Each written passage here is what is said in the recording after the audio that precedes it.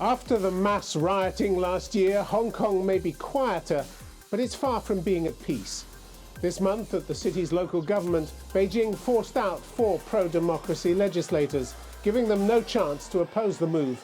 A further 15 resigned in protest at what they called an attempt to silence the last bit of dissent in the city. For her part, Chief Executive Carrie Lam said Hong Kong now needed an assembly comprised of patriots.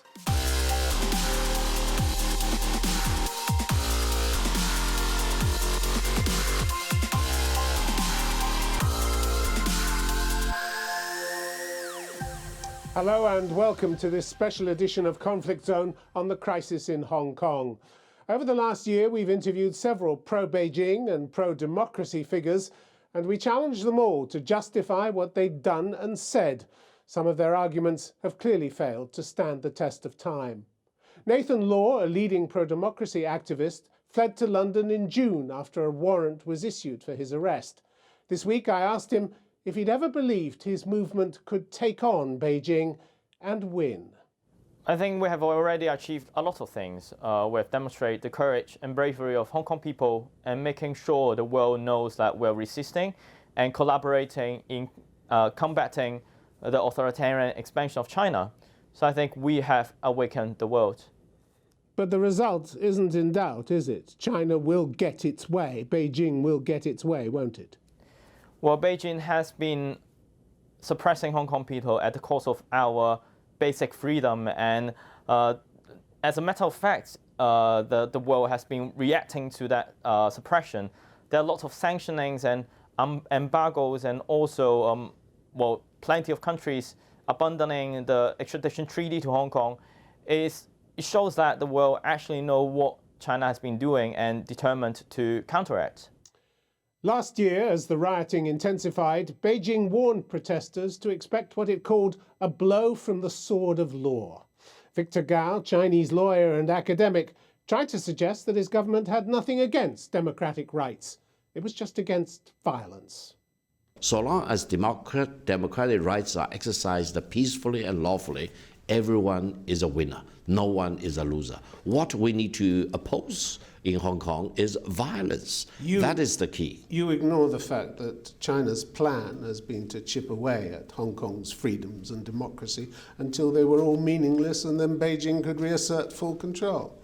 That's been the plan, hasn't it? All along. Again, with due respect, I disagree. Why should Beijing or the central government in Hong Kong take away any liberties or freedoms in Hong Kong? But they did. No. They did, Mr. Goh. Look, why? Like the kidnapping of 5 Hong Kong booksellers who just happened to turn up in mainland China, the crackdown on those who led the 2014 process, the highly controversial decision to allow mainland Chinese police to operate in the West Kowloon station. All this is chipping away at the freedoms of Hong Kong. Did Beijing imagine that people wouldn't notice this? I think we need to really keep an eye on the big picture.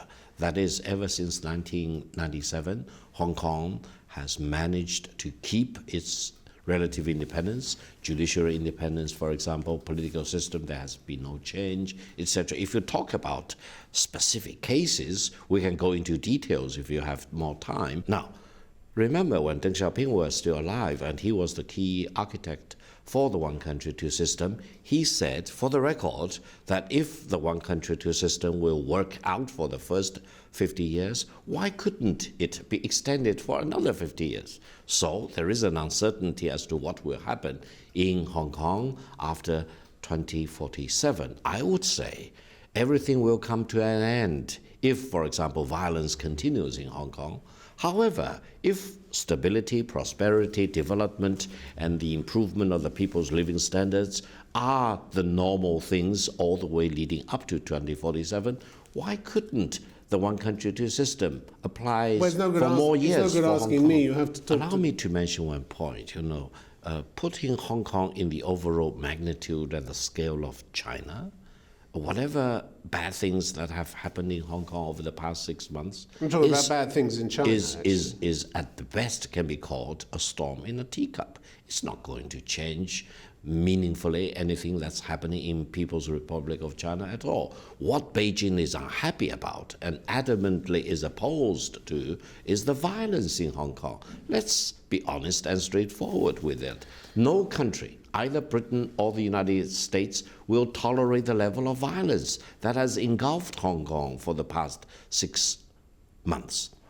And that kind of warning fell on deaf ears in the streets of Hong Kong. The demonstrators were in no mood to step back. Besides, by using violence themselves, they now had the attention of Western governments. I put it to Joey Siu, pro-democracy student activist, that if the protesters went so far as to kill anyone, her movement would be finished. Yes, I agree. And you're prepared to take that risk? And you won't come out in public and say, we need to stop this. The British government has slammed, last week, has slammed what it called a hardcore minority, said the violence was unacceptable. This is the sound of your international support wavering and leaving you, isn't it? Yes, well, I believe the escalation of violence and those violent scenes would definitely be very concerning to the international society when all the free world countries are advocating using peaceful means to bring the situation to a result. But they're telling you you've gone too far already. Doesn't that matter? Well, of course that matters, but I think the most important thing is about how can we hold our government accountable and how can we bring them to respond to our demands. What about the judiciary? You've had criticism from judicial institutions in Hong Kong, pretty heavy criticism. These are the bodies that enjoy considerable respect around the world for their impartiality. Again, if you're losing them, this is a really bad sign for you. The Law Society, for instance, said all forms of unlawful violence, particularly against the police, the use of petrol bombs against the police, as well as the apparent attacks on the families of police officers and bullying of their children at school. You approve of those methods? Bullying the children of police officers at school?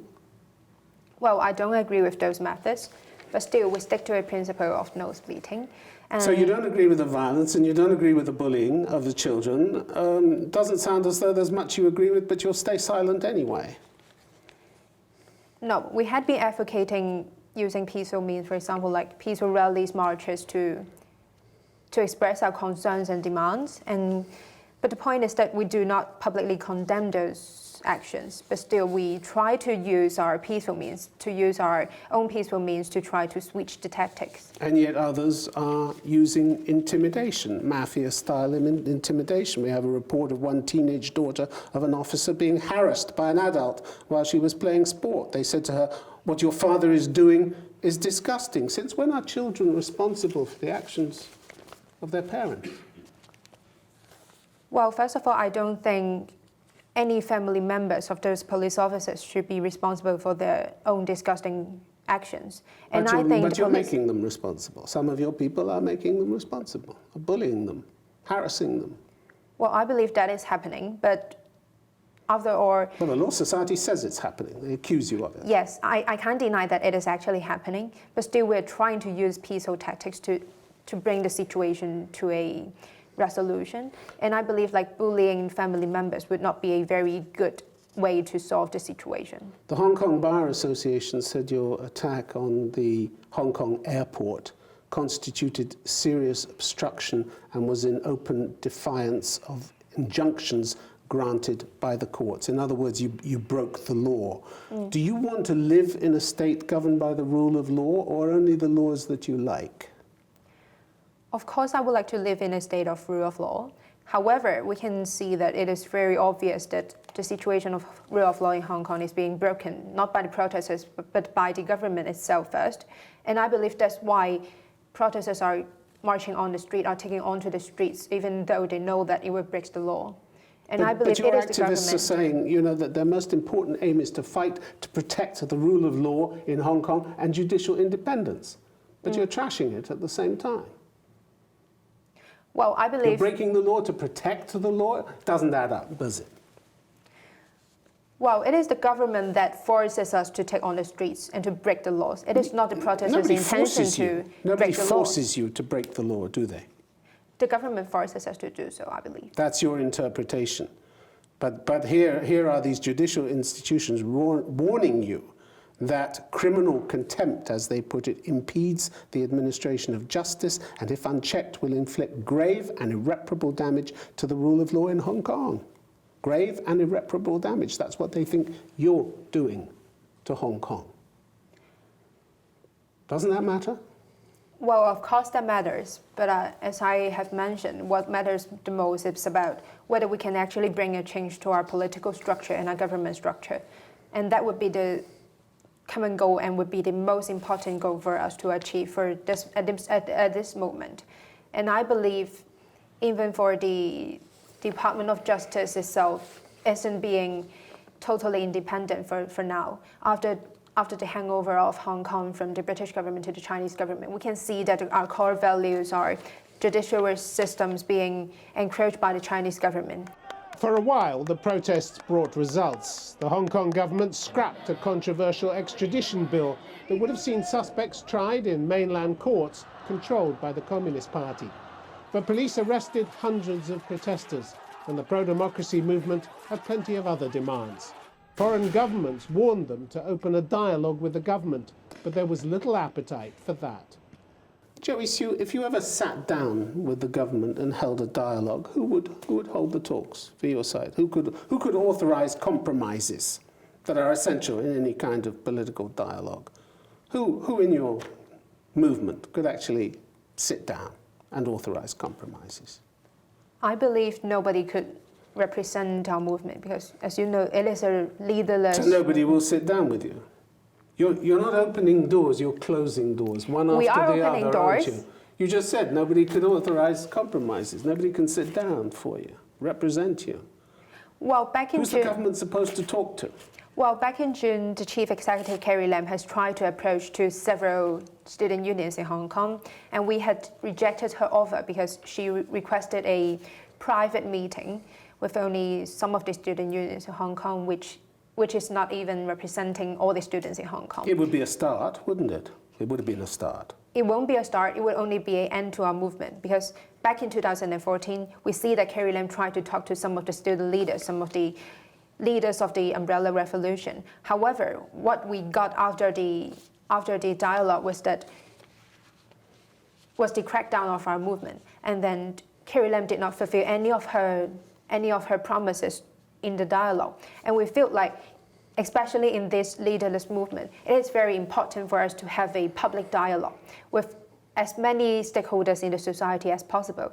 At least we cannot only have the student activists talking to Carrie Lam. Okay, we have to include other stakeholders. You've put forward 5 principal demands of the Hong Kong government. You and your fellow activists have argued that the government has only addressed one of them, which was the extradition bill, which they withdrew. But in fact, according to Albert Chen, Professor of Law at the University of Hong Kong, the government responded to all of your demands, just not in the way that you wanted. You wanted an independent investigation into police handling of the riots. You didn't get that. But you didn't get nothing either. The Independent Police Complaints Council appointed 5 overseas experts from Britain, Canada, Australia, and New Zealand. You didn't get everything, but they did respond, didn't they? Well, I believe what are we calling for is not only an official demand for official response from Carrie Lam. What we are asking for is about the concrete actions by the Hong Kong government. We are asking them to respond to our demands by taking actual actions.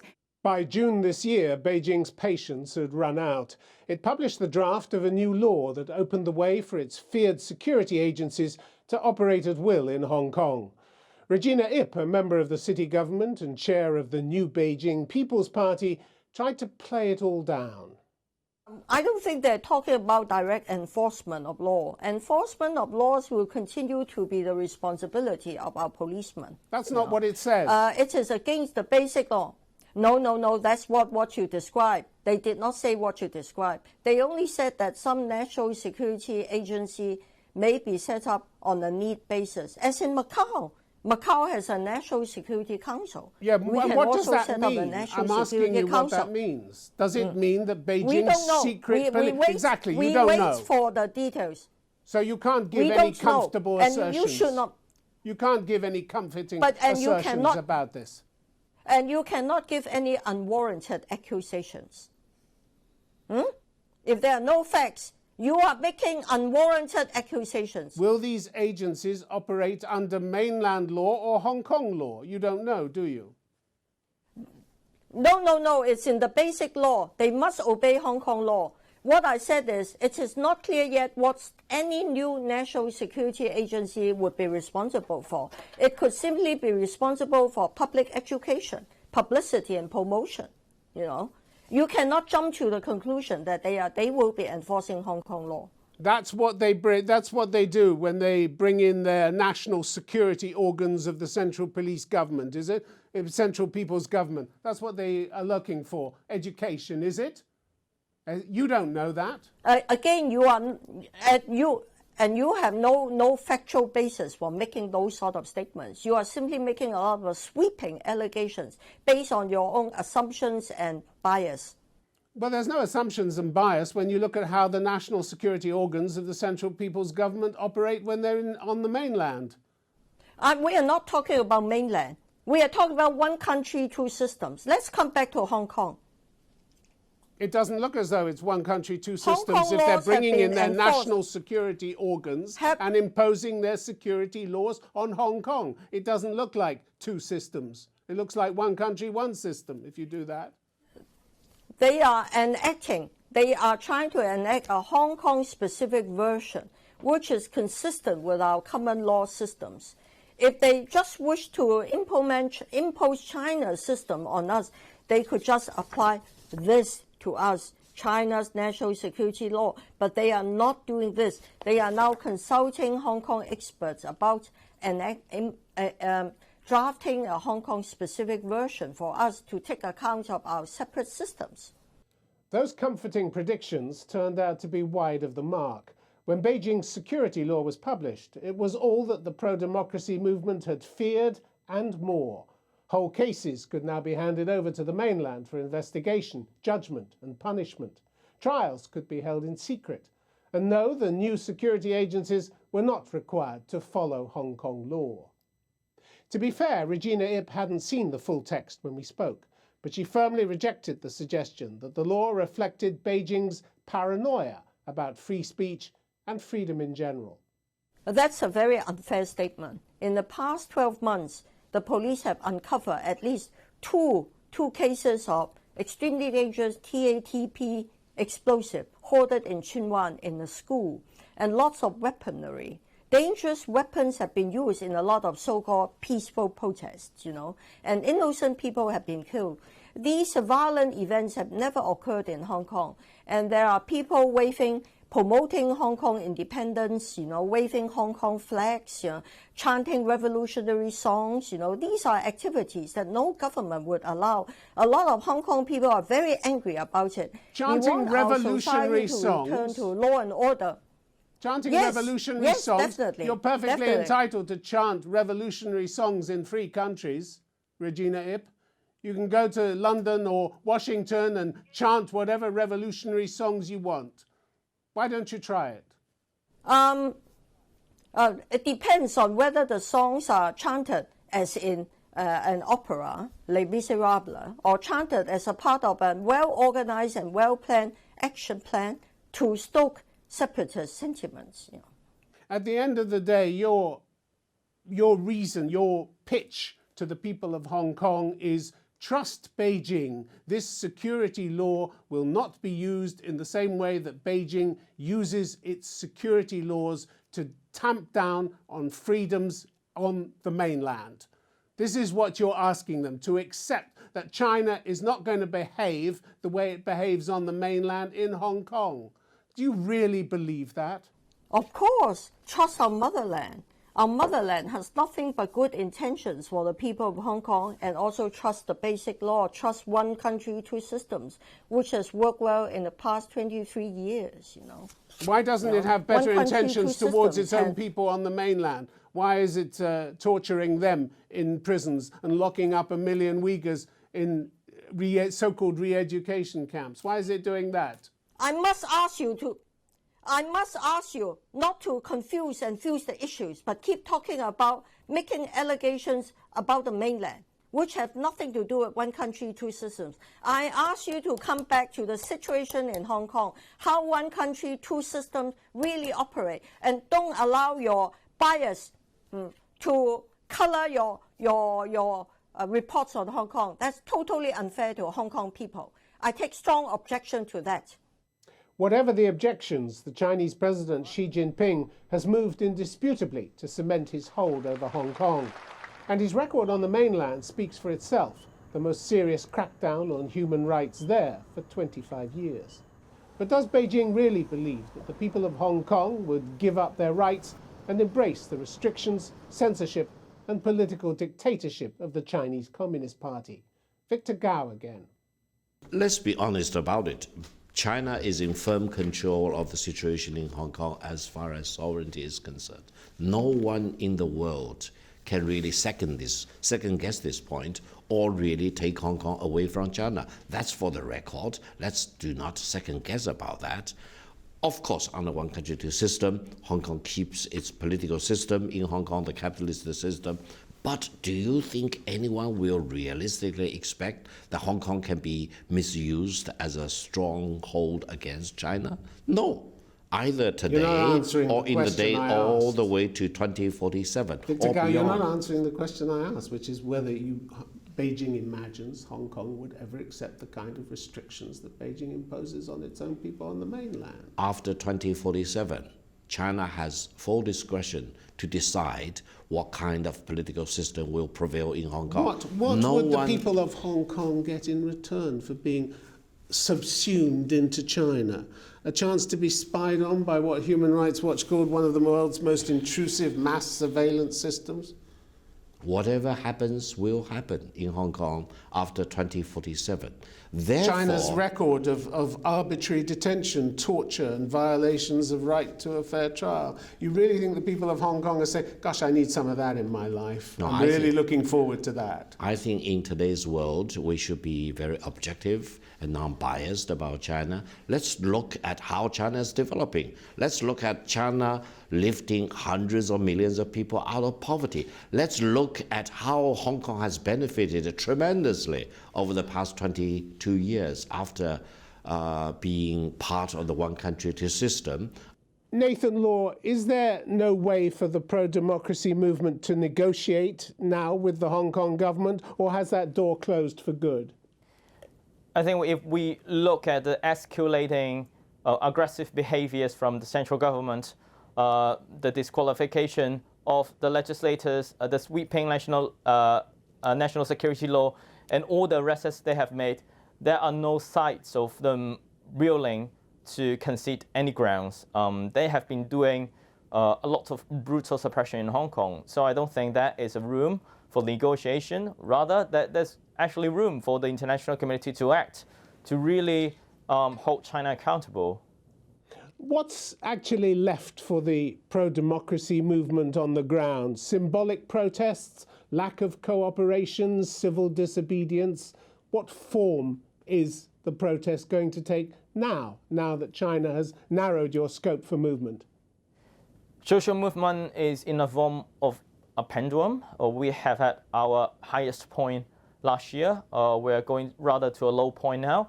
I think for us, for Hong Kong people, we will definitely have to defend our professional values in the sectors like education, university, or in the legal sectors, that we have to defend our own grounds. There are actually a lot of invisible battles ongoing, and the purpose of that is to preserve our freedom values, what we have had. You fled to London and now you're here in exile effectively. Do you still fear China's reach? Are you afraid being here in London? We have heard a lot of attacks to exile activists from authoritarian countries like Russia, like China. I dare not to say that I'm completely safe, even though I'm in London. But it doesn't stop me to voice up for Hong Kong people.